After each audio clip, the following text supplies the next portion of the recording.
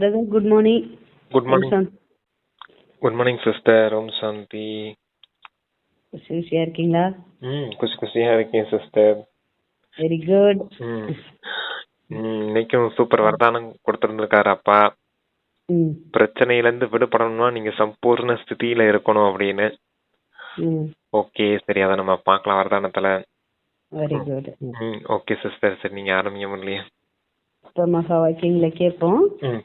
3/1/2025 காலை முரளி பாப்தாதா மதுபன். ஓம் சாந்தி.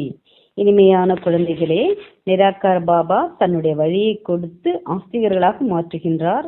ஆஸ்திகர்களாக ஆவதன் மூலம் நீங்கள் பாபாவின் ஆஸ்தியை அடையலாம் அப்படின்னு ஒரு ஆஸ்திகர் ஒரு தலைப்பை கொடுத்துருக்காங்கன்றதப்பா.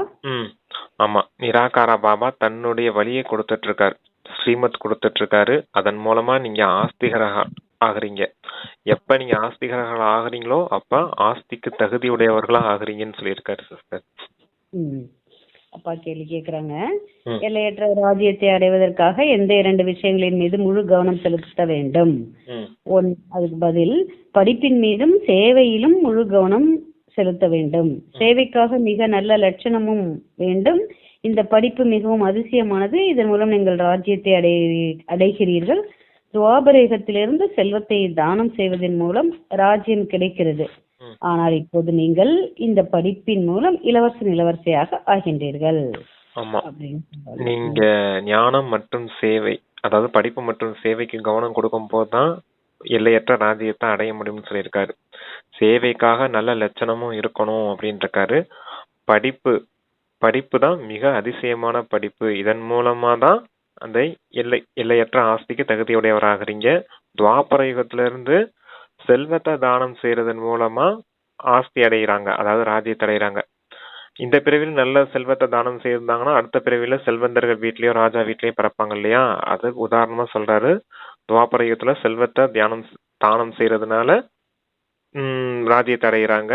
ஆனா இப்ப நீங்க இந்த படிப்பின் மூலமா தான் இளவரசி ஆகுறீங்க, எல்லையற்ற ராஜ்யத்தை அடைகிறீங்கன்னு சொல்லியிருக்காரு. Okay sir. பாடல். நம்முடைய தீர்த்த யாத்திரை தனிப்பட்டது. ஓம் சாந்தி. இனிமையிலும் இனிமையான குழந்தைகள், பாட்டின் ஒருவரை கேட்டீர்கள். உங்களுடைய தீர்த்த யாத்திரை வீட்டில் அமர்ந்து கொண்டே அமைதியாக முக்திதாமம் சென்றடைவதாகும். உலகத்தினுடைய தீர்த்த யாத்திரை பொதுவானதாகும். உங்களுடையது தனிப்பட்டது.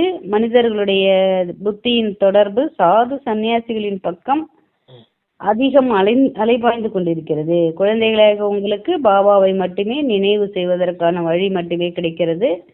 அவர் நிராகார தந்தையாவார். நிராகாரமானவரை ஏற்றுக்கொள்ளக்கூடியவர்கள் நிராகார வழியில் செல்பவர்களே என்பதும் கிடையாது. உலகத்தில் நிறைய வழிமுறைகள் இருக்கின்றன அல்லவா? இது ஒரே நிராகார வழியே நிராகார தந்தையை கொடுக்கின்றார். இதன் மூலம் மனிதர்கள் உயர்ந்ததிலும் உயர்ந்த பதவி ஜீவன் முக்தி அல்லது முக்தி அடைகிறார்கள். இந்த விஷயங்கள் எதையும் அவர்கள் தெரிந்திருக்கவில்லை. நிராகாரமானவரை ஏற்றுக்கொள்ளக்கூடியவர்கள் என்று மட்டுமே வெறுமனே சொல்லிவிட்டார்கள். அநேக விதமான வழிகள் இருக்கின்றன. சத்தியுகத்தில் ஒரு வழிதான் இருக்கிறது. கலியுகத்தில் அநேக வழிகள் இருக்கின்றன. அநேக தர்மங்கள், லட்சம் கோடி வழிகள் இருக்கும். ஒவ்வொரு வீட்டிலும் ஒவ்வொருவருக்கும் அவரவருடைய வழியாகும். இங்கே குழந்தைகளாகிய உங்களுக்கு ஒரு பாபா தான் உயர்ந்ததிலும் உயர்ந்தவர்களாக மாற்ற உயர்ந்ததிலும் உயர்ந்த வழியை கொடுக்கின்றார். ஓகே சார், சொல்லலாம். தந்தை தான் உங்களுக்கு உயர்ந்த, அதான் அந்த தலைப்புல சொல்லியிருந்தாருலே, அதை சொல்றாரு. தந்தை தான் உங்களுக்கு வழி கொடுக்கறாரு. அந்த ஆஸ்தி தந்தை கொடுக்கக்கூடிய வழியின் மூலமா தான் நீங்க ஆஸ்திகர்களாகிறீங்க. தந்தை கிட்ட இருந்து அந்த ஆஸ்தி அடைகிறீங்க. எந்த ஆஸ்தி? ஜீவன் முக்தியின் ஆஸ்தி அப்படின்னு சொல்லியிருந்தாரு. அதுக்கு முன்னாடி தீர்த்த யாத்திரை தனிப்பட்டது, உங்களுடைய தீர்த்த யாத்திரை தனிப்பட்டதுன்னு சொல்லியிருந்தாரு. சன்னியாசிகளுடைய இது பொதுவானதுன்னு சொல்லியிருக்காரு. நீங்க தனிமையா வீட்டுல அமர்ந்து சாந்தி தாமத்தையும் தந்தை நினைவு செய்து நீங்க முக்தி அடைகிறீங்க. அவங்க கோயிலா அலைஞ்சு அந்த தீர்த்த யாத்திரைகள் இருக்கு இல்லையா, கிணறு இருக்கும், அருவிகள்ல போய் குளிக்கிறது, இந்த கங்கையில போய் மூழ்கி எந்திரிக்கிறது, அதான் தீர்த்த யாத்திரைன்னு சொல்லுவாங்க. அந்த மாதிரி செய்துட்டு இருக்காங்க அப்படின்னு சொல்றாரு. இப்போ எல்லா மனிதர்களின் தொடர்பும் சன்னியாசிகள் பக்கம் இருக்குது. நீங்க அந்த மாதிரி சன்னியாசி பக்கம்லாம் போக வேண்டியதுல வீட்டுல அமர்ந்தபடி தந்தையை நினைவு செய்றீங்க. அதன் மூலமா ஆஸ்திகர்களாகிறீங்க. தந்தை கிட்ட இருந்து அந்த ஆஸ்தியை அடையிறீங்க அப்படின்னு சொல்லியிருக்காரு சிஸ்டர். நம்மளது நினைவு யாத்திரை, அவங்களோட சூலமா அங்க இங்க போய் ஆமா. அலையிறாங்க. ஆமா. வித்தியாசப்பட்டு காட்டியிருக்காங்கப்பா. பிரதர், சித்திரங்களை பார்த்து நிறைய பேர் என்ன இப்படி ஆக்கி விட்டார்கள் என்று கேட்கிறார்கள். சித்திரங்களை பார்த்து என்ன நிறைய பேர் இப்படி ஆக்கிவிட்டார்கள் என்று கேட்கிறார்கள். முக்கியமான விஷயம் என்ன? இது படைப்பவர் மற்றும் படைப்பினுடைய முதலிடை கடைசியின் ஞானமாகும். இந்த ஞானத்தின் மூலம் நாங்கள் ஆஸ்திகர்களாக ஆகின்றோம் என்று சொல்லுங்கள். ஆஸ்திகர்களாக ஆவதின் மூலம் பாபாவிடமிருந்து ஆஸ்தி கிடைக்கிறது. நாஸ்திகர்களாக ஆவதின் மூலம் ஆஸ்தியை இழந்தோம். நாஸ்திகர்களை ஆஸ்திகர்களாக மாற்றுவதுதான் இப்போது குழந்தைகளாக உங்களுடைய வேலையே ஆகும். இந்த அறிமுகம் உங்களுக்கு பாபாவின் மூலம் கிடைத்தது. திருமூர்த்தி சித்திரம் மிகவும் தெளிவாக இருக்கிறது. பிரம்மாவின் மூலம் கண்டிப்பாக பிராமணர்கள் வேண்டும் அல்லவா? பிராமணர்களின் மூலம்தான் யஜ்யம் நடக்கிறது. இது மிகப்பெரிய யஜ்யம் ஆகும். உயர்ந்ததிலும் உயர்ந்தவர் பாபா என்பதை முதலில் புரிய வைக்க வேண்டும். அனைவரும் சகோதரர்களாவர். அனைவரும் ஒரு பாபாவை நினைவு செய்கிறார்கள். ஆஸ்தி கூட படைப்பவர் பாபாவிடமிருந்துதான் கிடைக்கிறது என்று பாபா அவர்களுக்கு புரிய வைக்கிறார். படைப்புகளிடமிருந்து கிடைக்க முடியாது. ஆகையினால் அனைவரும் ஈஸ்வரனை நினைவு செய்கிறார்கள். சொர்க்கத்தை படைப்பவர் பாபாவே ஆவார். மேலும் அவர் பாரதத்தில் தான் வருகிறார். வந்து இந்த காரியத்தை செய்கின்றார். சொல்றீங்களா பிரதர்? சொல்லிடுறேன். படைப்பவரை பத்தி சொல்றாரு. படைப்பவர் மற்றும் படைப்பினுடைய ரகசியம். படைப்பவர் யாரு? பரமாத்மா. படைப்பு எது? இந்த முதல் இடைக்கடை ஞான சக்கரம், அதாவது சுயதர்சன சக்கரத்தை சொல்றாரு. அப்புறம் திரைமூர்த்தியின் சித்திரத்தையும் உதாரணமா வச்சு புரிய வைக்கிறார். பிரம்மா மூலமா ஸ்தாபனை ஆகுது. பிரம்மாவுடைய சித்திரத்தை காமிச்சு சொல்லணும். பிரம்மா மூலமா புது உலகத்தின் ஸ்தாபனையை சிவபாபா செய்யறாரு அப்படின்னு அந்த பிரம்மா பாபா போட்டோவை சொல்லணும். அடுத்து ரெண்டாவது பக்கத்துல சங்கரர் மூலமா இந்த உலக விநாசம் ஏற்படுது. அதாவது இந்த பழைய உலகத்தின் விநாசம் ஏற்படுது. விஷ்ணு மூலமா புது உலகம் ராஜ்யம் அதாவது பாலனை ஆகுது, ராஜ்யம் நடக்கப்படுது அப்படின்னு சொல்றாரு. இந்த பிரம்மா தான் நாளைக்கு விஷ்ணுவா ஆக போறாரு. பிரம்மா மட்டும் ஒருத்தர் மட்டும் அப்படி ஆகுறது இல்ல. பிரம்மா குமாரிகளை யார் இங்க முயற்சியாளர்களா இருக்காங்களோ அவங்க எல்லாருமே அந்த விஷ்ணுவோட ராஜ்யத்துக்கு போயிடுவாங்க. அதுக்கு முன்னாடி இந்த சங்கரரை காமிச்சிருக்காங்க இல்லையா, அது போல யோகா செய்யணும், தபஸ்யா செய்யணும் அப்படின்னு புரிய வைக்கணும். அதுக்காக தான் திரைமூர்த்தி சித்திரம் கொடுத்திருக்காங்க. இந்த படைப்பினுடைய முதல் இடைக்கடை ரகசியம் இருக்குது இல்லையா, இப்ப கலியுகத்துல இருக்கோம், நாளைக்கு சத்தியுகத்துக்கு போக போறோம். இரண்டுக்கு நடுவுல சங்கம யுகத்துல தான் இந்த 3 விதமான காரியங்கள் நடக்குது. பிரம்மா விஷ்ணு சங்கரர் மூலமா என்ன காரியம் நடக்குதுன்னு இந்த சங்கம யுகத்துலதான் நடக்குது அப்படின்னு சொல்லி புரிய வைக்கணும். அதுக்கு தான் பாபா புரிய வைக்கிறார். இத பத்தி மனிதர்களுக்கு யாரும் தெரியல. படைப்பவர் மற்றும் படைப்பினுடைய ரகசியம், அதை நீங்க சொல்லி புரிய வைக்கணும். அவங்க சொல்லும் போது சொல்லுவாங்க, என்ன இப்படி உருவாக்கி வச்சிருக்காங்களே அப்படின்னு. ஆனா இதை புரிஞ்சுக்கிடும் போதுதான் ஆஸ்திகர்களாகிறீங்க. அப்பதான் தந்தைகிட்ட இருந்து ஆஸ்தி அடைய முடியும்னு சொல்லணும். ஏன்னா சொர்க்கத்தை படைக்கக்கூடியவர் சிவபாபா மட்டுமே அப்படின்னு புரிய வைக்கணும் அப்படிங்கிறார். சரிங்க சிஸ்டர். என்னை நினைவு செய்தீர்கள் என்றால் பாவ கர்மங்கள் அழியும் என்று பாபா கூறுகின்றார். இது சங்கரருக்கு. அது அப்படியே பாருங்களேன். அது சங்கரருக்கு. என்னை நினைவு செய்தீங்கன்னா பாவக்கரங்கள் அழியும்ன்றது சங்கரருக்கு சொல்ற. அடுத்து வாசிங்க. அழியும் என்று பாபா கூறுகிறார். குறிக்கோள் முழுமையானதாக இருக்கிறது. ஆகையால் பாபா பதக்கங்களையும் செய்ய வைக்கிறார். குறைந்ததிலும் குறைவாக உங்களுக்கு 2 வார்த்தைகளில் புரிய வைக்கிறோம் என்று சொல்லுங்கள். தந்தையிடமிருந்து வினாடியில் ஆஸ்தி கிடைக்க வேண்டும் அல்லவா? பாபா சொர்க்கத்தை படைப்பவராவார். இந்த பதக்கங்கள், அதாவது பேட்ச், மிகவும் நல்ல பொருளாகும். ஆனால் நிறைய தேக அபிமானமுடைய குழந்தைகள் புரிந்து கொள்வது இல்லை. சில பேர் போட மாட்டேங்கிறாங்க இல்லையா அந்த பேட்ச. அதுக்காக சொல்றாங்க. இதில் நம்முடைய ஒரு வினாடியினுடைய ஞானம் இருக்கிறது. பாபா வந்து பாரதத்தை தான் சொர்க்கமாக மாற்றுகிறார். புதிய உலகத்தை பாபா தான் ஸ்தாபனை செய்கிறார். இந்த புருஷோத்தம சங்கம யுகம் என்று கூட பாடப்பட்டுள்ளது. இந்த ஞானம் முழுவதும் புத்தியில் வந்து கொண்டே இருக்க வேண்டும். சிலருக்கு யோகம் இருக்கிறது என்றால் ஞானம் இல்லை, தாரணையாவது இல்லை. சேவை செய்யக்கூடிய குழந்தைகளுக்கு ஞானத்தின் தாரணை நன்றாக ஏற்படும். தந்தை வந்து மனிதர்களை தேவதைகளாக்கும் சேவை செய்து குழந்தைகள் எந்த சேவையும் செய்யவில்லை என்றால் அவர்கள் என்ன வேலைக்கு உதவுவார்கள்? அவர்கள் எப்படி மனதில் உயர முடியும்? அனைவரையும் ராவண ராஜ்யத்தில் இருந்து விடுவிப்பதுதான் என்னுடைய நடிப்பே என்று பாபா கூறுகின்றார். ராமராஜ்யம் மற்றும் ராவண ராஜ்யம் என்று பாரதத்தில் தான் பாடப்பட்டுள்ளது. ராமன் யார்? இதையும் தெரிந்திருக்கவில்லை. தூய்மையற்றவர்களை தூய்மையாக்குபவர் பக்தர்களின் பகவான் ஒருவர்தான் என்று பாடவும் செய்கிறார்கள். இல்ல ராமராஜ்யம் ராவணராஜ்யம் ரெண்டு தான். இதுல ராமராஜ்யம்ன்றது அந்த சொர்க்கத்தை குறிக்குது, ராவணராஜ்யம்ங்கிறது இங்க நரகத்தை குறிக்குது. இப்ப ராமராஜ்யம்ன்றது ராமர் எப்படி கூப்பிடுறாங்க? தூய்மையற்றவர்களை தூய்மையாக்கக்கூடியவரே, பதித்த பாவன சீதாராம் தானே சொல்றாங்க. அதான் அது எந்த ராமன்? மனித ராமனா இல்ல ஆத்ம ராமனா அப்படின்னு கேக்குறாரு. அப்ப இவர் தான் வழிகாட்டி உங்களை அழைச்சிட்டு போகணும் சொர்க்கத்துக்கு அப்படின்னு சொல்றாரு. சரிங்க சிஸ்டர் வாசி. எனவே யாராவது புதியவர்கள் உள்ளே வந்தார்கள் என்றால் முதலில் தந்தையின் அறிமுகத்தை அழியுங்கள். மனிதர்கள் ஒவ்வொருவரையும் பார்த்து புரிய வைக்க வேண்டும். எல்லையற்ற சுகத்தின் ஆஸ்தியை கொடுப்பதற்காகவே எல்லையற்ற தந்தை வருகின்றார். அவருக்கு தனக்கென்று சரீரம் இல்லை எனும்போது ஆஸ்தி எப்படி கொடுப்பார்? நான் இந்த பிரம்மாவின் உடலின் மூலம் ராஜயோகம் கற்றுக் கொடுத்து இந்த பதவியை அடைய வைக்கிறேன் என்று அவரே கூறுகின்றார். இந்த பேட்சில் ஒரு வினாடியில் புரிய வைக்கும் விஷயம் இருக்கிறது. எவ்வளவு சிறிய பேட்சாக இருக்கிறது, ஆனால் புரிய வைக்கக்கூடியவர்கள் மிகுந்த ஆத்ம அபிமானிகளாக இருக்க வேண்டும். அப்படி மிகவும் குறைவானவர்களே இருக்கிறார்கள். இந்த உழைப்பு யாரிடமும் சென்றடைவது இல்லை. ஆகையினால் பாபா கூறுகின்றார், சார்ட் அட்டவணை வைத்து பாருங்கள். முழு நாளிலும் நாம் எவ்வளவு நேரம் நினைவில் இருக்கிறோம். முழு நாளும் அலுவலகத்தில் காரியம் செய்து கொண்டே நினைவில் இருக்க வேண்டும். கர்மம் செய்யத்தான் வேண்டும். இங்கே யோகத்தில் அமர்த்தி பாபாவை நினைவு செய்யுங்கள் என்று கூறுகிறார்கள். இங்கே யோகத்தில் அமர்த்தி பாபாவை நினைவு செய்யுங்கள் என்று கூறுகிறார்கள். அந்த சமயத்தில் கர்மம் செய்வதில்லை. நீங்கள் கர்மம் செய்து கொண்டே நினைவு செய்ய வேண்டும். இல்லை என்றால் அமருவதற்கான பழக்கம் ஏற்பட்டு விடுகிறது. கர்மம் செய்து கொண்டே நினைவில் இருக்க வேண்டும். அப்போதுதான் கர்மயோகி என்பது நிரூபணமாகும். கண்டிப்பாக நடிப்பை நடித்துதான் ஆக வேண்டும். இதில் தான் மாயை தடையை ஏற்படுத்துகிறது. உண்மையோடு சாட்டை யாரும் எழுதுவதும் இல்லை. அரை மணி 3/4 மணி நேரம் நினைவில் இருந்தோம் என்று சிலர் எழுதுகிறார்கள். அதுவும் காலையில் தான் நினைவில் அமர்ந்திருப்பார்கள். பக்தி மார்க்கத்தில் கூட அதிகாலையில் எழுந்து ராம மாலையை ஜபிக்கிறார்கள். அந்த சமயத்தில் ஒரே ஈடுபாட்டில் இருக்கிறார்கள் என்பதும் கிடையாது. இன்னும் நிறைய எண்ணங்களும் வந்து கொண்டிருக்கும். தீவிர பக்தர்களின் புத்தி கொஞ்சமும் நிற்பதில்லை. இது இடைவிடாது புத்தியில் வந்து கொண்டே இருக்கும். புத்தி விஷயம் அல்லவா? கீதையிலும் கூட மன்மனாபவ என்ற வார்த்தை இருக்கிறது. ஆனால் கிருஷ்ணருடைய பெயரை கொடுத்ததின் மூலம் கிருஷ்ணரை நினைவு செய்து கொள்கிறார்கள். எதையும் புரிந்து கொள்வதே இல்லை. பேட்ச் கூடவே இருக்க வேண்டும்.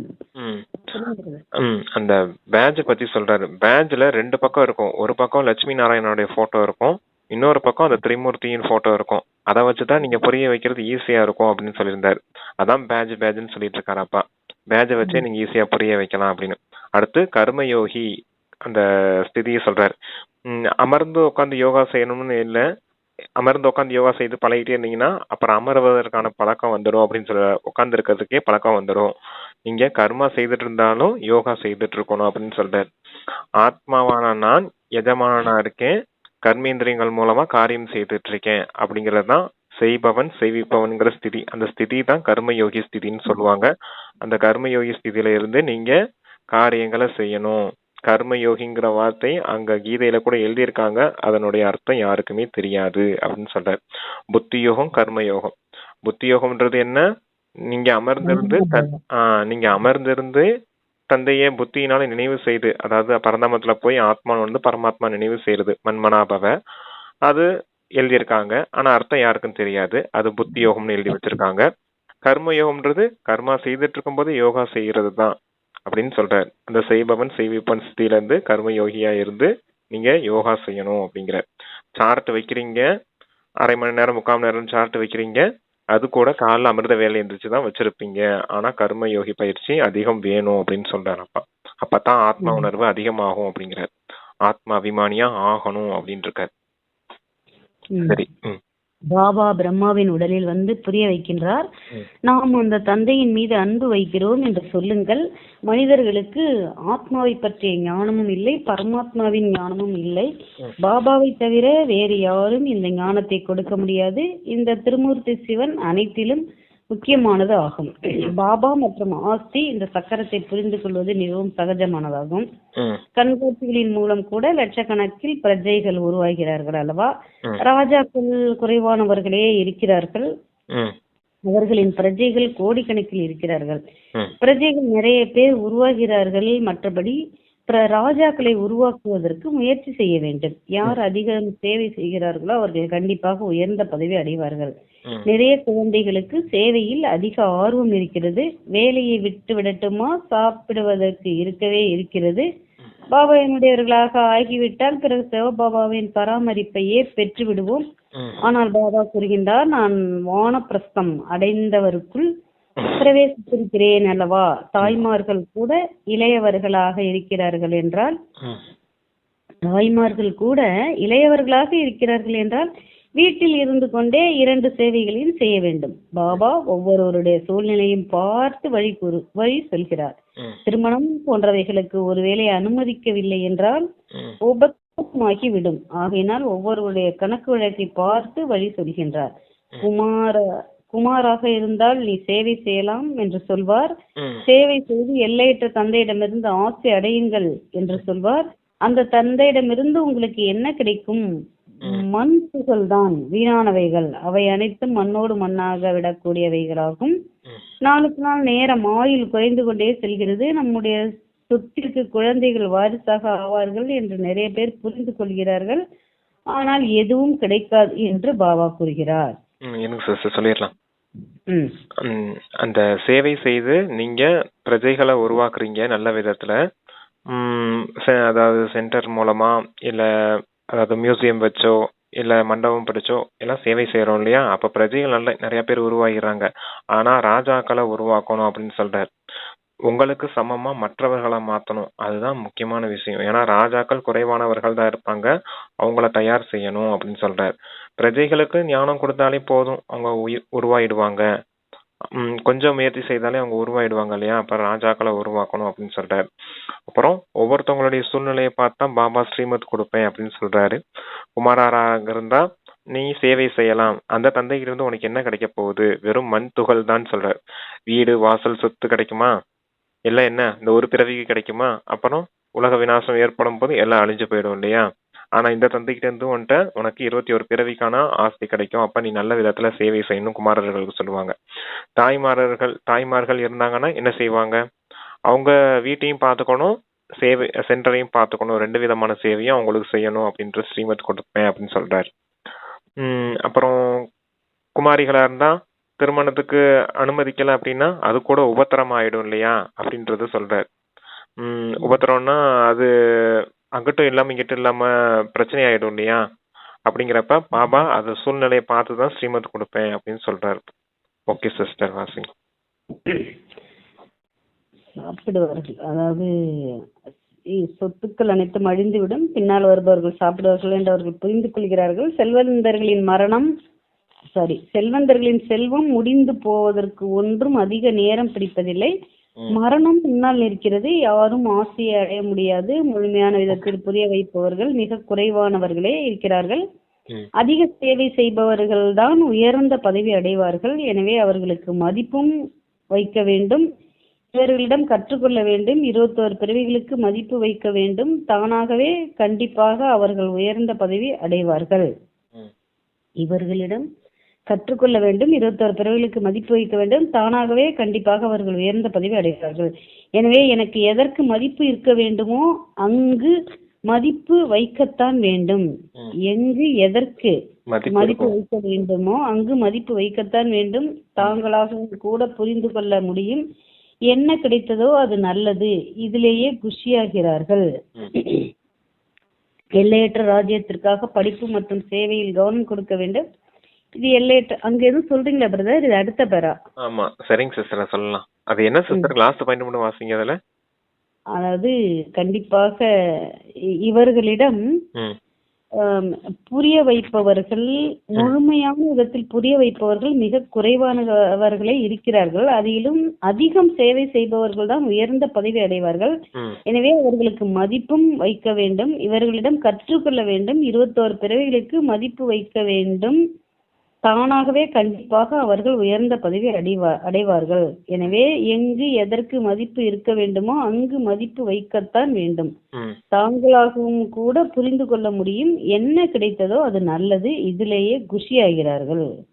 அது என்ன கிடைத்ததோ நல்லது அப்படின்றது சும்மா கொஞ்சம் கிடைச்சிருச்சு, நமக்கு பாபா கிடைச்சிட்டாரு, ஆஸ்தி கிடைக்க போதுன்னு அதுலயே குஷி அடைஞ்சிடுறாங்க அப்படின்னு சொல்றாரு. நல்ல விதத்துல புரிஞ்சு சேவை செய்யணும் அப்படிங்கிறார். நமக்கு இந்த சேவை செய்யறதுலதான் பாக்கியம் ஏற்படும் அப்படிங்கறத நல்லா புரிஞ்சுக்கணும் அப்படிங்கிறார். எங்க மதிப்பு இருக்குதோ, எங்க மதிப்பு வைக்கணுமோ அங்க கண்டிப்பா மதிப்பு வச்சுதான் ஆகணும். சேவை செய்து மற்றவர்களை உருவாக்குறது ஒண்ணும் சாதாரண விஷயம் இல்லை இல்லையா? அப்ப அதிகம் சேவை செய்பவர்கள் மீது மதிப்பு வைக்கணும் அப்படின்னு சொல்லியிருக்காரு. Okay sister. அதான் அதுக்கு முன்னாடி என்ன சொல்லியிருந்தாருன்னா, தலைமுறையா சொத்து சேர்த்து வைக்கணும்னு நீங்க நினைக்கிறீங்க, அதனால அந்த செல்வத்துக்கு பின்னாடி ஓடிட்டு இருக்காதீங்க, தந்தை கிட்ட சேவையும் செய்யுங்க அப்படின்னு சொல்ற.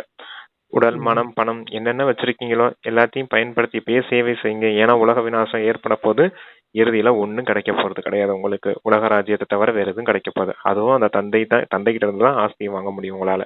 வேற யாரும் கொடுக்கவும் முடியாது அப்படின்னு சொல்றேன். Okay sir. எல்லையற்ற ராஜ்யத்திற்காக படிப்பு மற்றும் சேவையில் கவனம் கொடுக்க வேண்டும். இது எல்லையற்ற படிப்பாகும். ராஜ்யம் ஸ்தாபனையாகி கொண்டு இருக்கிறது.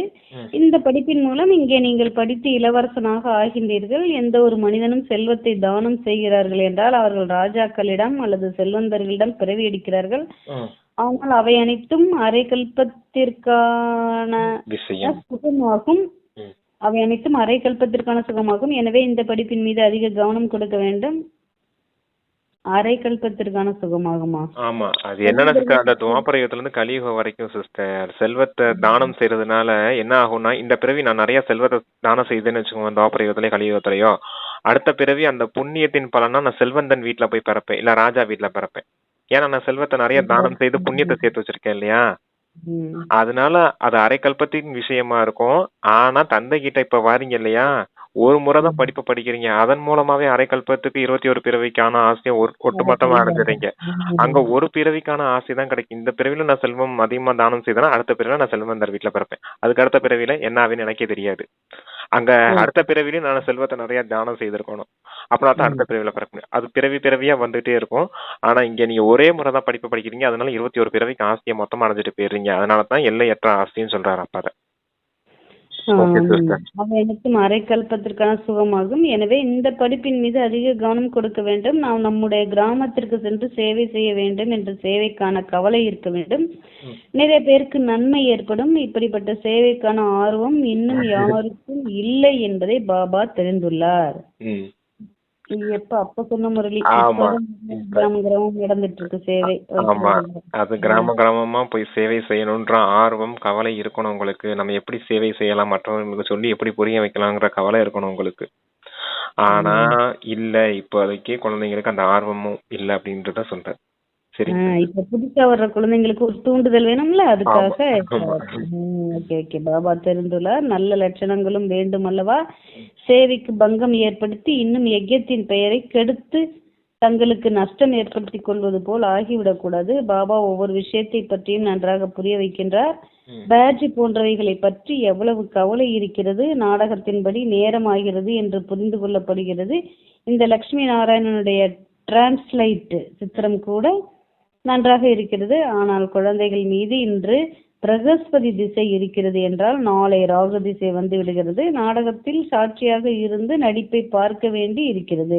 உயர்ந்த பதவி அடையக்கூடியவர்கள் மிக குறைவானவர்களே இருக்கிறார்கள். கிரகச்சாரம் இறங்கியும் விடலாம். கிரகச்சாரம் இறங்கிவிட்டால் பிறகு தாண்டி கடந்து விடுகிறார்கள். முயற்சி செய்து தங்களுடைய வாழ்க்கையை உருவாக்கி கொள்ள வேண்டும். இல்லை என்றால் கல்பத்திற்கும் சத்திய நாசமாகிவிடும். கல்பத்திற்கு முன்பு போலவே கிரகச்சாரம் வந்துள்ளது என்று புரிந்து கொள்வார்கள். ஸ்ரீமத் படி நடக்கவில்லை என்றால் பதவியும் கிடைக்காது. பகவானுடைய ஸ்ரீமத் உயர்ந்ததிலும் உயர்ந்தது ஆகும். இந்த லட்சுமி நாராயணனுடைய சித்திரத்தை சொல்றீங்களா பிரதர்? படிக்கட்டுமா? ராகு திசை குரு திசை அப்படிங்கிறது என்னன்னா, ராகு திசைங்கிறது கிரகச்சாரம். கிரகச்சாரம்னா இந்த காம விகாரத்துல எங்கேயா போய் விழுந்துட்டீங்க, விகாரம் உங்க சுத்தமாயிட்டீங்க அப்படின்னா, 5 விகாரங்களுக்கு உட்பட்டு எந்த வசமாயிட்டீங்கனாலே அது கிரகச்சாரம்னு சொல்றாரு. அதுல நீங்க முயற்சி செய்து விடுபட வேண்டியது இருக்குது. தந்தை ஸ்ரீமத்தை தான் கொடுப்பேன், ஸ்ரீமத்தை ஃபாலோ பண்ணி நீங்க தான் முயற்சி செய்து விகாரங்கள்ல இருந்து வெளியேறணும். இல்லை என்றால் கல்பத்துக்கும் சத்திய நாசம் பண்ணிக்கிடுவீங்க அப்படிங்கிறார். ஏன்னா இந்த கல்பத்துல டிராமால அது நடந்துருச்சு அப்படின்னா ஒவ்வொரு கல்பத்துலயும் அதே நேரம் அதே சமயம் வரும்போது அதே தானே நடக்கும். அதனாலதான் கல்பத்துக்கும் என்ன ஆயிடும், சத்திய நாசம் ஆயிடும். ஆனா உங்களுக்கு அப்பா கொடுத்த சொமான் என்ன, கல்ப வெற்றியாளன் அப்படிங்கிற சொமான் இருக்கும் போது போன கல்பத்தை போலவே இந்த கல்பத்திலயும் பிரச்சனை வந்திருக்குது. போன கல்பத்துல கடந்துட்டேன், இந்த கல்பத்திலயும் ஸ்ரீமத் படி கடந்து போயிடுவேன் அப்படிங்கிற நம்பிக்கையை அப்பா கொடுக்குறாரு. அந்த ஸ்திதி உங்களுக்கு வேணும், அப்படின்னா அதை கடந்து போக முடியும் அப்படிங்கறதுக்காக சொல்றாரு. குரு திசை அப்படிங்கிறது என்னன்னா, குருவின் பார்வை நன்மை செய்யக்கூடியது இல்லையா. குரு வழிகாட்டுறாரு. என்ன வழிகாட்டுறாரு, காமத்தை வென்றீங்கன்னா உலகத்தையே வென்றவர்களா ஆயிடுவீங்க அப்படிங்கிற குரு வழிகாட்டுறார். அதான் குரு திசை அமருது, குருவின் பார்வை உங்களுக்கு இருக்குது, அது நன்மை செய்யக்கூடியது அப்படிங்கிறார். சரிங்க சிஸ்டர், வாசிங்க. காமத்தை கூட 90% எல்லாம் வென்றுட்டாலும் கூட மத்த விகாரங்கள், அந்த பற்று, அகங்காரம் அதெல்லாம் போய் மாட்டிக்கிறாங்க பிரதர். ஆமா, அதுவும் இருக்குது எல்லாத்துக்குமே. அதுல போய் மாட்டிட்டு இதுதானு அப்புறம் வெளியில வர மாதிரி நமக்கு நாமளே தைரியம் கொடுத்துக்கிறதா சிஸ்டர். போன கல்பத்தை போலவே இந்த கல்பத்துல என்கிட்ட பிரச்சனை வந்திருக்குது, நான் போன கல்பத்தை போலவே இந்த கல்பத்துல வெற்றியாளனா ஆயே தீரவேன்ற வைராகியம் யாருக்கு வேணும்? யாரு முயற்சியில தீவிர வேகத்தோட ஆர்வத்தோட இருக்காங்களோ உங்களுக்கு கண்டிப்பா இந்த ஒரு பாயிண்ட பயன்படுத்தினாலே போதும், மொத்தமாவே ஆஸ்தி அடைஞ்சிட்டு போயிட்டே இருக்கலாம். அந்த கல்பங்கிறது டிராமாவுடைய பாயிண்ட். அதை மட்டும் கையில வச்சிருந்தீங்கன்னா 5 விகாரம் என்ன, அந்த காளி பாத்தீங்கன்னு வச்சுக்கோங்க, அசுரனை வதம் பண்ணும்போது சுத்தி நின்று ரவுண்டு கட்டி அடிப்பாங்க. சுத்தி எல்லா பக்கமும் அசுரன் வந்துகிட்டே இருப்பான். சுத்தி அப்படியே ருத்ர தாண்ட மாடி கொலை செய்வாங்க, அந்த வதம் செய்வாங்க. அது போல செஞ்சுட்டு போயிடலாம். கல்ப வெற்றியாளங்கிற அந்த ஒரு ஸ்திதியே போதும் நமக்கு. எந்த பிரச்சனை வந்தாலும் தடையை உடச்சுக்கிட்டு போய்கிட்டே இருக்கலாம். கூட அதுதான் போல. ஆமா, அது என்ன பொதுவா சொல்லுவாங்க அப்படின்னா, இந்த காமத்துல எல்லாம் அதாவது எண்ணத்துல எல்லாம் காமத்தை வெல்லவே முடியாதுன்னு மனிதர்கள் சொல்லி வச்சிருக்காங்க. அப்படிலாம் கிடையவே கிடையாது. மனசுக்கு உள்ள இறங்கி ஒரு ஆட்டம் ஆடிட்டு வரலாம் நம்ம. அதுக்கும் ஒரு ஸ்திதி சொன்னாரு பாத்தீங்களா. இது விகாரத்தால ஒரு சரீரம், விகாரத்தாலான ஒரு உருவான ஒரு சரீரம் தான் என் மனசுல தெரியுது. அப்ப நான் யோக பலத்தால உருவாகக்கூடிய சரீரத்துக்கு போக போறேங்கிற அதை டேர்ன் பண்ணி விட்டுட்டோம்னா போதும். சங்கல்பம் நம்மள தாக்குறதுக்கு வரும், அதை யூ டர்ன் பண்ணி விட்டோம்னா இப்படி திரும்பி போயிடும் இல்லையா. அதை திருப்பி வர்றதுக்கு தான் அந்த ஞானம் வேணும். என்ன நம்மளை பாதிக்கிறது தானே பிரச்சனையாகுது, என்ன தானே விதையா இருக்குதுன்னு சொல்றாரு. மாயாவின் சங்கல்பம் வந்துச்சுன்னா அதை டேர்ன் பண்ணி விட்டுருங்க, திருப்பி விட்டுருங்க ஞானத்தால. அப்ப அது வந்த வழியை பார்த்துட்டு திரும்பி போயிடும், நம்மள எதுவும் தாக்காது அப்படின்னு சொல்லுவாங்க. சரி, நிறைய விஷயம் இருக்குது சிஸ்டர், நீங்க வாசிங்க. இந்த லட்சுமி நாராயணனுடைய சித்திரத்தை உங்களை தவிர வேறு யாரும் புரிந்து கொள்ள முடியாது. சித்திரத்தை நன்றாக உருவாக்கி உள்ளீர்கள் என்று சொல்வார்கள். உங்களுக்கு இந்த சித்திரத்தை பார்த்தவுடன் மூலவதனம், சூட்சுமவதனம், ஸ்தூல வதனம், முழு சிருஷ்டி சக்கரமும் புத்தியில் வந்து விடுகிறது. நீங்கள் வரிசை கிரமமான முயற்சியின்படி ஞானம் நிரம்பியவர்களாக ஆகின்றீர்கள். பாபாவிற்கு இந்த சித்திரத்தை பார்த்து மிகுந்த குஷி ஏற்படுகிறது. நாம் படித்து விட்டு இப்படி ஆகின்றோம் என்று மாணவர்களுக்கு குஷி ஏற்பட வேண்டும் அல்லவா. படிப்பின் மூலம்தான் உயர்ந்த பதவி கிடைக்கிறது. பாக்கியத்தில் என்ன இருக்குமோ அது கிடைக்கும் என்பது கிடையாது. முயற்சி மூலம்தான் பலன் கிடைக்கிறது. முயற்சி செய்ய வைக்கக்கூடிய பாபா கிடைத்திருக்கிறார். அவருடைய ஸ்ரீமத் படி நடக்கவில்லை என்றால் மோசமான நிலை ஏற்படும். யாருக்கும் முதலில் இந்த பேட்சை பற்றி புரிய வையுங்கள். பிறகு யார் தகுதியானவர்களாக இருப்பார்களோ அவர்கள் எங்களுக்கு இது கிடைக்குமா என்று கேட்பார்கள். ஏன் கிடைக்காது? யார் இந்த தர்மத்தை சேர்ந்தவர்களோ அவர்களுக்கு அம்பு தைக்கும், அவர்களுக்கு நன்மை விளையலாம். பாபா ஒரு வினாடியில் கைகளில் சொர்க்கத்தை கொடுக்கிறார். இதில் அதிக குஷி இருக்க வேண்டும். அதனுடைய பக்தர்களுக்கு நீங்கள் இந்த ஞானத்தை கொடுங்கள். என்னை நினைவு செய்தீர்கள் என்றால் ராஜாவுக்கெல்லாம் ராஜாவாக ஆகிவிடுவீர்கள் என்று சிவபாபா கூறுகிறார் என்று சொல்லுங்கள். என்று சொல்லுங்கள். முழு நாளும் இந்த சேவையை செய்யுங்கள். குறிப்பாக பனாரஸில் நிறைய சிவன் கோயில்கள் இருக்கின்றன. அங்கே நன்றாக சேவை செய்யலாம். யாராவது வருவார்கள். மிக சுலபமான சேவையாகும். யாராவது செய்து பாருங்கள். உணவு கிடைக்கத்தான் செய்யும். சேவை செய்து பாருங்கள். அங்கே சென்டரும் இருக்கிறது. அதிகாலையில் கோயிலுக்கு சென்று இரவு திரும்பி வாருங்கள். சென்டரை உருவாக்கி விடுங்கள். எல்லாவற்றையும் விட அதிகமாக நீங்கள் சிவனுடைய கோயில்களில் சேவை செய்யலாம். வென்றிலும் உயர்ந்தது சிவனுடைய கோயில்களாகும். மும்பையில் பபுல்நாத் கோயில் இருக்கிறது. முழு நாளும் அங்கு சென்று நிறைய சேவை செய்து நிறைய பேருக்கு நன்மை செய்யலாம். இந்த பேட்சே போதுமானது. முயற்சி செய்து பாருங்கள். இந்த பேட்சுகளை லட்சம் என்ன 10 லட்சம் உருவாக்குங்கள். இந்த பேட்சுகளை லட்சம் என்ன 10 லட்சம் உருவாக்குங்கள் என்று பாபா கூறுகிறார். பேட்சுகளை வந்து கொடுக்க சொல்றாரா? ஆமா, லட்சத்தை உருவாக்குங்க, அதை வச்சு நீங்க சேவை செய்யறதுக்காக கொடுக்க சொல்றாரு பேட்ச. எத்தனை லட்சம் வேணா உருவாக்குங்க, அதை வச்சு நீங்க சேவை செய்யணும் அப்படிங்கிறார். பேட்ச கையில சும்மா போட்டுக்கிறதுக்கு இல்ல, அதை வச்சு சேவை செய்யறதுக்கு. சரி, அதுதான் பனாரஸ்ல போய் சேவை செய்யுங்க. ஏன்னா சிவன் கோயில் இருக்குது, சிவனின் பக்தர்கள் ஈஸியா புரிஞ்சுக்கிடுவாங்க, தந்தை கிட்ட இருந்து இப்படி ஒரு ஆஸ்தி கிடைக்குது நமக்கு அப்படின்னு. நீங்க முக்திக்கு போகனாலும் தந்தையை நினைவு செய்யுங்க, உங்களை ஆத்மான்னு புரிஞ்சுக்கோங்க, பரமாத்மா தந்தையை நினைவு செய்யுங்க, அப்ப நீங்க முக்திக்கு போயிடுவீங்க. ஜீவன் முக்தியின் ஆஸ்தியும் கிடைக்கும் தந்தை கிட்ட இருந்து அப்படின்றத ரெண்டையும் புரிய வச்சீங்கன்னா பக்தர்கள் ஆர்வத்தோட கேட்டு தந்தை கிட்ட வருவாங்க அப்படின்னு சொல்றாரு.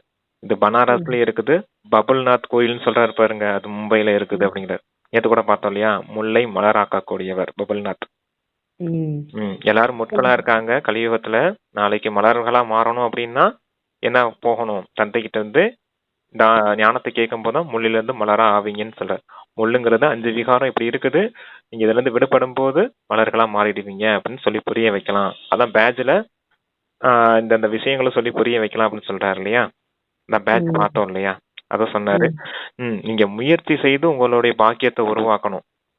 முயற்சியின் பலன் பாக்கியம்ன்றாங்க இல்லையா, அதான் முயற்சி செய்து உங்களோட பாக்கியத்தை உருவாக்கணும். டிராமால இருந்தா கிடைக்கும் அப்படின்னு நீங்க உட்கார்ந்துட்டு இருக்க கூடாது. எனக்கு என்ன விதிக்கப்பட்டிருக்கோ அது கிடைக்கும் இல்லையா அப்படின்னு அசம்பந்தமா சோம்பேறித்தனமா இருக்கக்கூடாது, எந்திரிச்சு போய் சேவை செய்யணும் அப்படிங்கிற.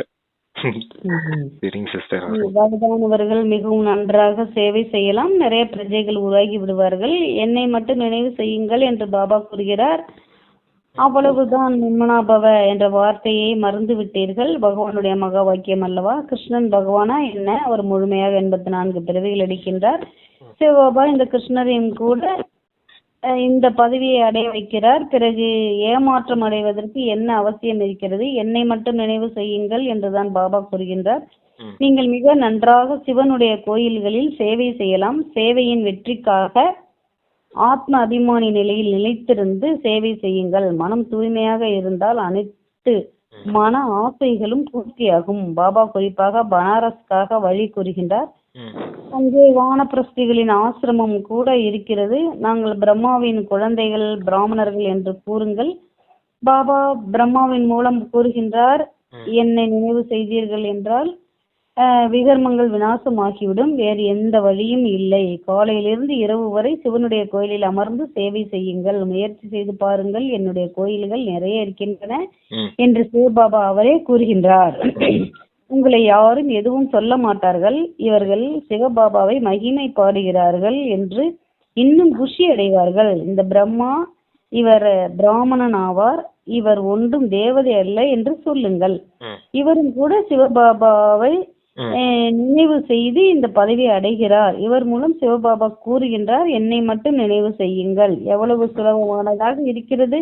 வயதானவர்களை யாரும் அவமதிக்க மாட்டார்கள். பனாரஸில் இதுவரை இதை போல் எந்த சேவையும் நடக்கவில்லை. பேட்ச் அல்லது சித்திரங்களை வைத்து புரிய வைப்பது மிகவும் சகஜமாகும். யாராவது ஏழைகளாக இருந்தால் உங்களுக்கு இலவசமாக தருகிறோம் என்று சொல்லுங்கள். செல்வந்தர்களாக இருந்தால் நீங்கள் கொடுத்தீர்கள் என்றால் நிறைய பேருக்கு அச்சடிக்கலாம். அதில் உங்களுக்கு நன்மை ஏற்படும் என்று சொல்லுங்கள். முடிஞ்சிருச்சு பிரதர். இந்த தொழில் அனைத்திலும் வேகமாகி விடும். யாராவது முயற்சி செய்து பாருங்கள், நல்லது அப்படின்னு முரளி நிறைவா இருக்குது. Okay sister. அந்த பேட்ச் நிறைய அச்சடிக்க சொன்னார் இல்லையா, அதை எல்லாருக்கும் டிஸ்ட்ரிபியூட் பண்ண சொல்றேன். செல்வந்தர்களா இருந்தாங்கன்னா பணம் வாங்கிக்கிட்டு கொடுங்க. நீங்க பணம் கொடுத்தீங்கன்னா நாங்க இதே போல நிறைய பேருக்கு அச்சடிச்சு கொடுப்போம் அப்படின்னு சொல்லுங்க. ஏழைகளா இருந்தா ஃப்ரீயாவே கொடுங்க அப்படின்னு சொல்ற. அதான் யாரும் உங்களை திட்ட மாட்டாங்க. இவங்க என்ன சொல்லுவாங்க, சிவபாபாவை நல்ல மகிமை செய்யறாங்க அப்படின்னு குஷிதான் அடைவாங்க அப்படின்னு சொல்றாரு. யாரு சிவன் கோயில்ல போய் சேவை செய்யும்போது, பனாரஸ் அந்த சொன்னார் இல்லையா, பபுல்நாத் கோயில் எல்லாம் போய் சேவை செய்தீங்க, என்னுடைய கோயில்கள் நிறைய இருக்குது, எல்லா இடத்துலயும் போய் சேவை செய்யுங்க அப்படிங்கிற. பிரஜைகளை உருவாக்கிடுவீங்க, ஆனா ராஜாக்களை உருவாக்கணும், அதுதான் ரொம்ப முக்கியமான விஷயம்.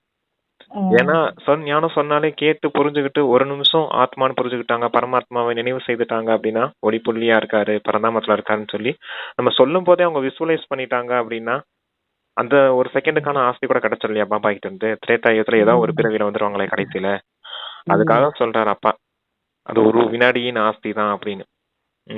Okay sister. Okay brother. இனிமேலும் இனிமையான காணாமல் போய் கண்டெடுக்கப்பட்ட செல்ல குழந்தைகளுக்கு தாயின் தந்தைமான பாப் தாதாவின் அன்பு நினைவுகள் மற்றும் காலை வணக்கம். ஆன்மீக குழந்தைகளுக்கு ஆன்மீக தந்தையின் நமஸ்காரம். சிஸ்டர், அந்த மன்மனாபவங்கிற மந்திரத்தையும் மொத்தமா மறந்துட்டீங்க.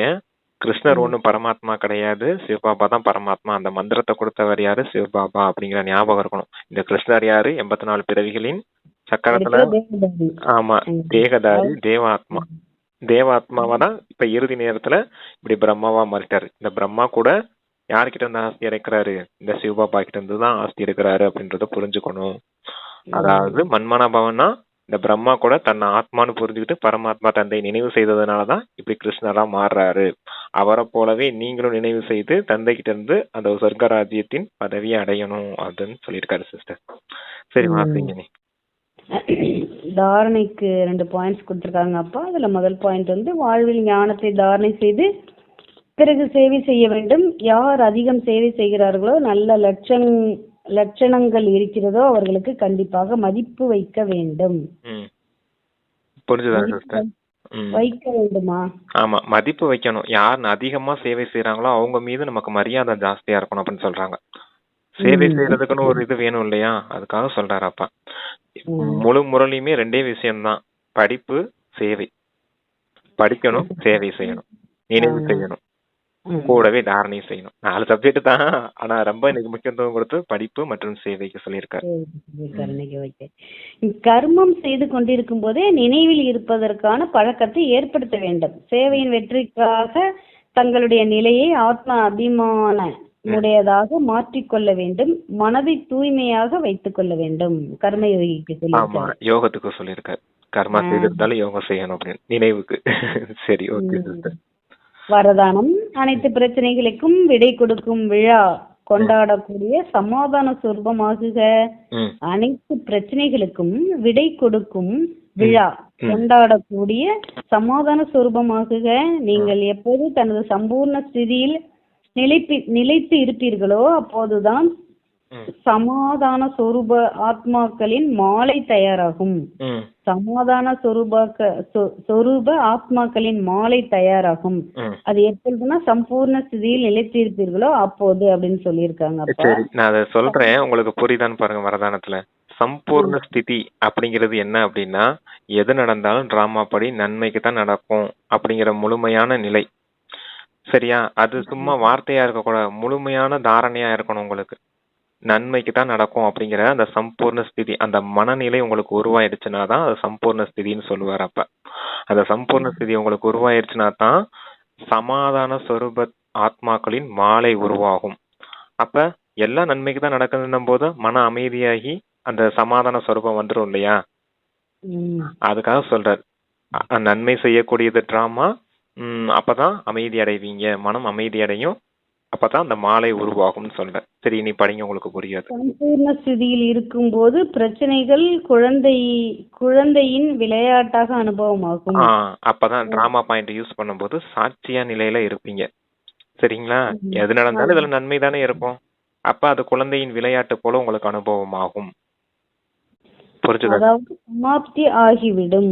பிரம்மா பாபாவின் முன் ஒரு குழந்தை பிரச்சனையை எடுத்து வந்தால் அந்த பிரச்சனைக்கான வார்த்தைகள் பேசுவதற்கான தைரியம் இருக்காது. பிரம்மா பாபாவின் முன் ஒரு குழந்தை பிரச்சனையை எடுத்து வந்தால் அந்த பிரச்சனைக்கான வார்த்தைகள் பேசுவதற்கான தைரியம் இருக்காது. அந்த விஷயங்களையே மறந்து விடுவார்.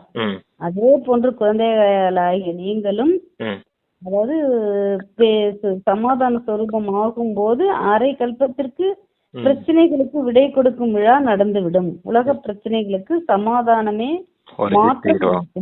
ஆமா, பிரம்மா பாபா முன்னாடி எந்த குழந்தையாவது பிரச்சனையை சொல்ல போனாங்கன்னாலும் அவங்களுக்கு அந்த பிரச்சனையின் ரூபமே மறந்து போயிடுமா. அவங்க அதை மறந்துடுவாங்க, அந்த பிரச்சனையை மறந்துடுவாங்க.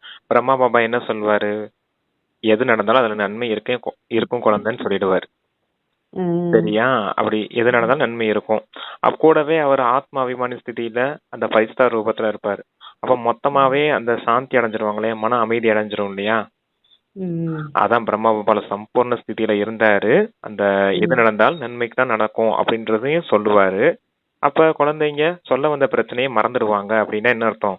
ஆமா, இதுல கூட இந்த பிரச்சனையில கூட நன்மை இருக்கும் அப்படின்னு அவங்களும் புரிஞ்சுக்கிடுவாங்க. கூடவே பிரம்மா பாபாவுடைய அந்த சக்காஸ் அந்த பக்கத்துல போன இந்த அவருடைய உள்ளுணர்வு வைப்ரேஷன்ஸ் இருக்கு இல்லையா, அது அவங்கள மொத்தமா சைலன்ஸ்ல கொண்டுட்டு போயிடும் அப்படின்னு சொல்றாரு. அதான் உலகத்துல இருக்கக்கூடிய எல்லா பிரச்சனைகளுக்கும் ஒரே தீர்வு சமாதான சொரூபத்துலதான் இருக்குது அப்படின்னு சொல்றாரு. இப்ப புரிஞ்சுதா சிஸ்டர் அந்த வரலாறு ஃபுல்லா டீடைலா?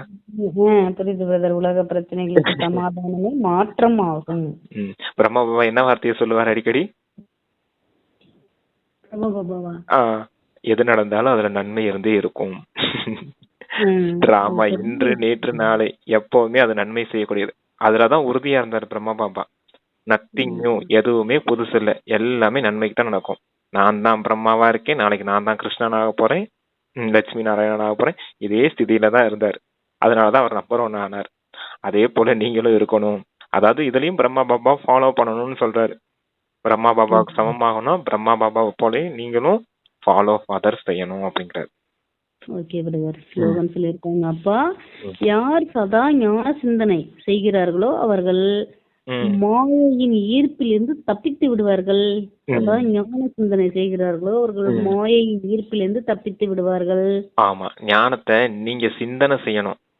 வெறும் ஞானத்தை காதால கேட்டுக்கிட்டே இருக்க கூடாது. அதான் இந்த காதலை கேட்டு அந்த காதலை விட்டுட்டு போயிடுறீங்க. ஞானத்தை கேளுங்க, அதை அப்படியே சிந்தனை செய்துக்கிட்டே இருக்கணும். சிந்தனை கடையில கடையும் போதுதான் மாயை வென்றவர்களா இருப்பீங்க. நான் எவ்வளவு ஞானம் கேட்கறேன், ஆனா எனக்கு மாயை போகவே மாட்டேங்குது எல்லாம் சொல்லக்கூடாது. நீங்க சிந்தனை செய்யும் போது மாயை தன்னால போயிடும். அப்பதான் நிறைய பாயிண்ட்ஸ் கிடைக்கும் உங்களுக்கு. ஞானத்தை சிந்தனை செய்துட்டே இருந்தாதான் நிறைய பாயிண்ட்ஸ் கிடைக்கும். இது எதுக்கு அப்பா இப்படி சொல்லியிருக்காரு, அதையே அப்பா அப்படி சொல்லியிருக்காரு, இதையே எப்படி செய்யணும், அதையே அப்படி செய்யணும், உங்களுக்கும் நீங்களே பேசிக்கணும். உங்களுக்கு நீங்களே பேசிக்கிடும் போதுதான் குஷி ஏற்படும். ஞானத்துல இவ்வளவு விஷயம் இருக்குதா அப்படின்னு புரியும் நமக்கு. எதுக்காக இந்த வார்த்தையை சொன்னார்? இப்ப சொன்னார், இப்ப கூட சொன்னோம் பாத்தீங்களா வரதானத்துல, அது என்ன சம்பூர்ண ஸ்திதி, அது எப்படி நமக்கு உருவாகும், அதெல்லாம் சிந்தனை செஞ்சு பார்க்கணும். ஓ, சம்பூர்ண ஸ்திதினா நன்மை செய்யக்கூடிய ஸ்திதி தானா, அந்த மனநிலை ஆடாத அசையாத ஆகணும்னா நன்மை செய்யக்கூடியது அப்படிங்கிற பாயிண்ட் வைக்கணுமா அப்படின்றதுலாம் சிந்தனை செய்யும் போதுதான் கிடைக்கும். சும்மா வெறும் வார்த்தையா படிச்சா அது புரியாது நமக்கு. சரியா? அது என்ன சமாதான சொரூப மாலை, அது எப்படி சமாதானம் ஏற்படும், அது என்ன சொரூப மாலைன்னு என்ன அப்படின்றத சிந்தனை செஞ்சு பார்க்கணும். இப்படி சிந்தனை செஞ்சு இருக்கும்போது கண்ட விஷயத்தை யோசிச்சுட்டு இருக்க மாட்டீங்க. விகாரத்தின் விஷயத்தையோ வீணான விஷயத்தையும் யோசிச்சுட்டு இருக்க மாட்டீங்க. இந்த ஞானத்தை பத்தியே சிந்தனை செஞ்சுட்டு இருப்பீங்க. அப்ப சிந்தனை செய்யும் போது உங்களுக்கு தந்தையின் உதவியும் கிடைக்கும். அதை நீங்க கூட அனுபவம் பண்ணலாம். எப்படின்னா, அந்த சிந்தனை செஞ்சுட்டு இருப்போம், திடீர்னு நமக்கு எங்கேயோ கேட்ட பாயிண்ட் இங்க வந்து டச் ஆகும். அது யார் டச் பண்ணி விடுவோம்னா பாபா தான் டச் பண்ணி விடுறது மாதிரி நமக்கு ஃபீல் ஆகும். அப்ப தந்தை கிட்ட இன்னும் அன்பு பெருகும். பாபா நீங்க தான் டச் பண்ணி விட்டீங்களா பாபா அப்படின்னு. சரி, அதனாலதான் சிந்தனை செய்யுங்க, அப்ப மாயை வென்றவர்களா ஆயிடுவீங்க அப்படின்னு சொல்லியிருக்காரு. சூப்பர் ஸ்லோகன், எனக்கு ரொம்ப பிடிச்ச ஸ்லோகன் அது. ஓகே சிஸ்டர், அடுத்து அவ்யக்த சமிக்கை கொடுத்திருக்காங்க. இந்த ஜனவரி மாசம் முழுவதுமே என்ன சமிக்கைன்னா, சக்திசாலி மனதின் மூலம் சக்தி கொடுக்கும் சேவை செய்ய சொல்லியிருக்காங்க. அத வேற வேற பாயிண்ட் மூலம் வேற வேற கருத்து ஞானத்துல வச்சு தப்பா கொடுத்திருக்காங்க. தனது டபுள் லைட் பரிசா சொரூபத்தில் நிலைத்திருந்து சாட்சியாகி அனைத்து நடிப்புகளையும் பார்த்தாலும் சக்தி, அதாவது சகயோகம் கொடுங்கள். ஏனெனில் அனைவருக்கும் நன்மை செய்வதற்காக நீங்கள் நிமித்தமாக இருக்கிறீர்கள். இவ்வாறு சக்தி கொடுப்பதுதான் அதனை கடைபிடிப்பதாகும். ஆனால் உயர்ந்த ஸ்திதியில் நிலைத்திருந்து சக்தி கொடுங்கள். வார்த்தைகளின் சேவையின் கூடவே மனதில் சுப பாவனைக்கான விருத்தி மூலம் சக்தி கொடுக்கும் சேவை செய்யுங்கள். வார்த்தையில மட்டும் சக்தி கொடுக்கறேன்னு சொல்லாம மனதிலேயே சுப பாவனை, உள் எண்ணங்களே சுப பாவனையோட கொடுத்தோம்னா அது ரொம்ப சக்திசாலியா இருக்கும். அது என்ன டபுள் லைட் பரிஸ்தான் மேல சொன்னது, இந்த ஞான சிந்தனை இப்ப செய்யணும். டபுள் லைட் பரிஸ்தான என்ன? டபுள் லைட் லைட் மைட்டே இருக்குது. லைட்டா இருக்கணும். ஒரு லைட் வந்து லைட்டா இருக்கணும், இன்னொரு லைட் வந்து வெயிட்லெஸ்ஸா இருக்கணும். நான் எனது அப்படிங்கிற விஷயம் ஒளிரணும் ஒண்ணு, இன்னொன்னு லேசா இருக்கணும், வெயிட்லெஸ். ஆமா, அதான் லைட். ஒரு லைட் வந்து லைட், இன்னொன்னு வெயிட்லெஸ். அப்படின்னா என்னன்னா, ஆத்மா நான் ஒளியா இருக்கேன், ஒளி ரூபமா இருக்கேன். ஃபர்ஸ்ட் லைட் வந்துருச்சா, ஆத்மா நான் ஒளி புள்ளியா இருக்கேன், ஒளி ரூபமா இருக்கேன். ரெண்டாவது லைட் வெயிட்லெஸ்ஸா இருக்கணும். எப்படி வெயிட்லெஸ்ஸா இருக்குது? நம்ம உடல் இருந்தாலே எதுவுமே எனது கிடையாது, பரமாத்மா மட்டும்தான் என்னுடையவர். உடலும் என்னது கிடையாது, மனமும் என்னது கிடையாது, பணமும் என்னது கிடையாது. எனதுங்கிறது எதுவுமே என்கிட்ட கிடையாது. எனதுங்கிறது பரமாத்மா மட்டும்தான் என்னது. அதான் நான் ஆத்மா, என்னுடையவர் பரமாத்மா. தந்தைக்கிட்ட இருந்து கிடைச்சது என்னதுவோ அது மட்டும்தான் என்னது அப்படிங்கிற இந்த நான் எனதுல இருந்தீங்கன்னா தான் அந்த டபுள் லைட் வரும். எதுவுமே எனது இல்லைன்னும் போது வெயிட்லெஸ் ஆயிடுவோம் இல்லையா? ஏதாவது எனதுன்னு பிடிச்சாதானே வெயிட்டேஜ் ஜாஸ்தி ஆகும், சுமை ஏறும். அதான் டபுள் லைட். டபுள் லைட் பரிசா நான் எனதுல சொல்லணும். அப்புறமேல் எல்லாத்தையும் சாட்சியா பாக்குறது, டிராமா பாயிண்ட். எது நடந்தா அதுல நன்மை இருக்கும் அப்படிங்கிறப்ப அது சாட்சி ஸ்திதியில வந்துருவோம் இல்லையா? அதான் சாட்சியா பார்த்து அவங்களுக்கு சகயோகம் செய்யணும், சக்தி கொடுக்கணும்னு சொல்லியிருக்காரு. ஆத்மா, பரமாத்மா, டிராமா 3 வந்துருச்சு இல்லையா? அவங்களுக்கு சாட்சியா பார்த்து சக்தி கொடுக்கணும். அது எப்படி கொடுக்கணும்? வெறும் வார்த்தையால கொடுக்கறது கிடையாது. மனதின் சக்தியின் மூலமா, உங்களுடைய உள் உணர்வின் வைப்ரேஷன்ஸ் மூலமா அவங்க மீது சுபபாவனை வைக்கணும். எனக்கு கிடைச்சது போலவே இவங்களுக்கும் நன்மை ஏற்படணும், தந்தையின் ஆஸ்திக்கு அதிகாரியா இவங்களும் மாறணுங்கிற அந்த உயர்ந்த ஸ்திதியில இருந்து சக்தி கொடுங்க அப்படின்னு சொல்றாரு. அதானே சிஸ்டர்? மனதின் சுப பாவனைக்கான விருத்தி மூலம் சக்தி கொடுக்க சொல்லிருக்காங்க. ஆமா, இது என்னுடைய சிந்தனையில இருந்து நான் சொல்லியிருக்கேன். ஆனா இப்ப ஒவ்வொருத்தவங்களும் சிந்தனை செஞ்சு பார்க்கணும். வரி விடாம ஓனா அடுத்தடுத்து என்ன சொல்றாங்க அப்படின்றத திருப்பி திருப்பி ரீவைண்ட் பண்ணி கேட்கும் போதுதான் உங்களுக்கு அது விஷயமே என்னன்னு புரியும். இருந்தா கூட இப்படி இருக்கிறாங்களே, எப்ப ஆஸ்தி எடுக்க போறாங்க, சீக்கிரமா எடுக்கணும் அப்படிங்கிற அந்த இறக்க, இப்ப நீங்க சொல்லும் போது இறக்கம் வருது இல்லையா? இறக்கம் வருது, கருணை உள்ளம் வருது, உங்களுடைய அந்த சுபபாவனையின் வாழ்த்துக்கள் இதெல்லாம் போய் அவங்களுக்கு சேரும். அதான் இரக்க மனம் உடையவராகுங்க, கருணை கடல் ஆகுங்க எல்லாம் சொல்றாரு இல்லையா? அது இதுதான். சரிங்க சிஸ்டர், ஓகே, சூப்பர். 3மே சூப்பர் சிஸ்டர். வரதான ஸ்லோகன் அவ்வியத்த சமிக்கை. Okay brother. பாபாக்கு கொடுத்த பாபாவுக்கு நன்றி. அருமையான ஸ்லோகன். நல்லா இன்னைக்கு ஒரு யோகா பாயிண்ட்டுக்கு எடுத்துக்கலாம் ஸ்லோகன்ல. நம்ம மாயை சதா ஞான சிந்தனை ஏதாவது 2 பாயிண்ட். Okay brother. சனிக்கு நல்லா இருக்கு. அவ்வியக்த சனிக்கு நல்ல சுபபாவனையோட கொடுக்க சொல்லிருக்காங்க. இனிமையான முறையில் கொடுத்த பாபாவுக்கு நன்றி. வாய்ப்பை ஏற்படுத்தி கொடுத்த சரணா பாய்ஜிக்கு நன்றி. நன்றி பிரதர். சாந்தி. தேங்க்ஸ் பாபா. Thank you sister. ஓம் சாந்தி. நன்றி பாபா.